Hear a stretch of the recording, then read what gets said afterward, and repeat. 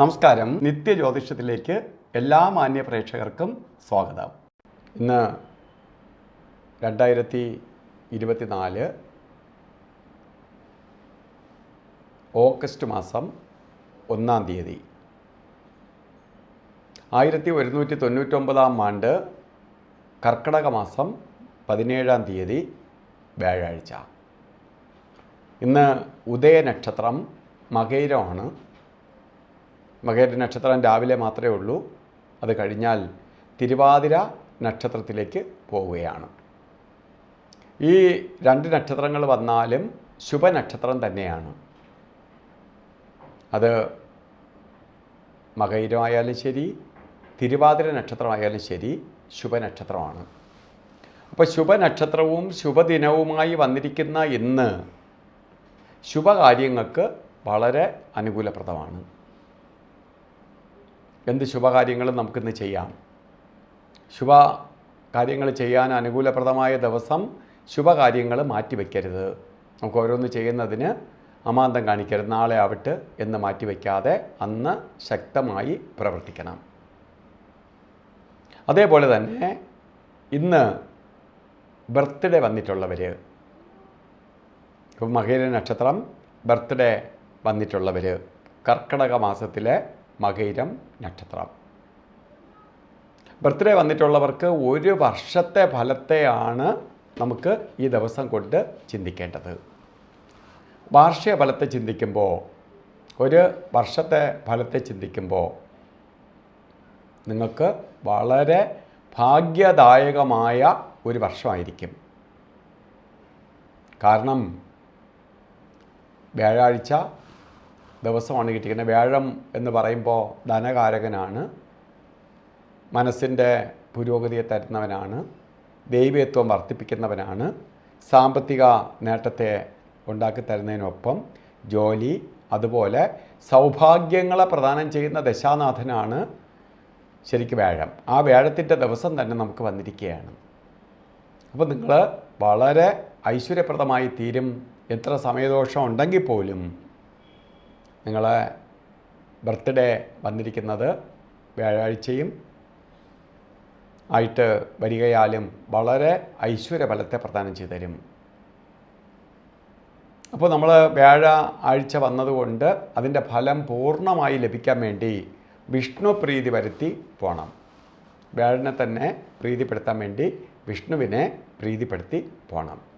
അപ്പോൾ നമുക്ക് ഒരിടത്ത് തടസ്സമില്ലാതെ നമുക്ക് ലഭിക്കേണ്ട ഫലസിദ്ധി ലഭ്യമാവും. അതേപോലെ ഇന്നത്തെ ദിവസം നല്ല ദിവസമാണ്, നല്ല കാര്യങ്ങൾക്ക് അനുകൂലപ്രദമാണ് എന്നൊക്കെ ഞാൻ പറഞ്ഞെങ്കിൽ പോലും ചില സമയങ്ങൾ നമ്മൾ ചില കാര്യങ്ങൾക്ക് എടുക്കരുത്. അതിൽ പ്രധാനമായി നമുക്ക് യാത്രയ്ക്ക് ഒഴിവാക്കേണ്ട സമയമാണ് രാഹുകാല സമയം. രാഹുകാല സമയം എല്ലാ ദിവസവും പകൽ 1.5 മണിക്കൂർ നേരമുണ്ട്. വ്യാഴാഴ്ച കലണ്ടറിൽ രാഹുകാലം രേഖപ്പെടുത്തിയിരിക്കുന്നത് 1:30 മണി മുതൽ 3 മണി വരെ എന്നാണ്. പക്ഷേ രാഹുകാല സമയം 2:04 തൊട്ട് ആരംഭിക്കും. 3:37 വരെ രാഹുകാല സമയമുണ്ട്. ഈ സമയം ശുഭയാത്രകൾക്ക് ഒഴിവാക്കുക. ശുഭയാത്രയ്ക്ക് അനുകൂലപ്രദമല്ല. മറ്റൊന്ന്, ഗുളികകാലവും യമകണ്ഠകാലവും. ഈ രണ്ട് സമയവും നമുക്ക് ഒരു കാര്യത്തിനും എടുക്കാൻ പാടില്ല. മറ്റത് യാത്രയ്ക്ക് മാത്രം നോക്കിയാൽ മതി. ഗുളികകാലവും യമകണ്ഠകാലവും ഒരു ശുഭപ്രദമായ കാര്യങ്ങൾക്കും എടുക്കരുത്. അതിൽ ഗുളികകാല സമയം വരുന്നത് 9:24 തൊട്ട് 10:56 വരെയും, യമകണ്ഠകാല സമയം വരുന്നത് 12:18 തൊട്ട് 7 മണി, 6:18 തൊട്ട് 7:51 വരെയും, 6:18 തൊട്ട് 7:58 വരെയും. അതുപോലെ ഇന്നത്തെ അഭിജിത്ത് മുഹൂർത്തത്തിന് വളരെ പ്രാധാന്യമുണ്ട്. അഭിജിത്ത് മുഹൂർത്തം പറഞ്ഞത് 12:07 തൊട്ട് 12:55 വരെ അഭിജിത്ത് മുഹൂർത്തമുണ്ട്. അഭിജിത്ത് മുഹൂർത്തം ഒരു ശുഭകാര്യങ്ങൾക്കും എടുക്കാൻ പാടില്ല.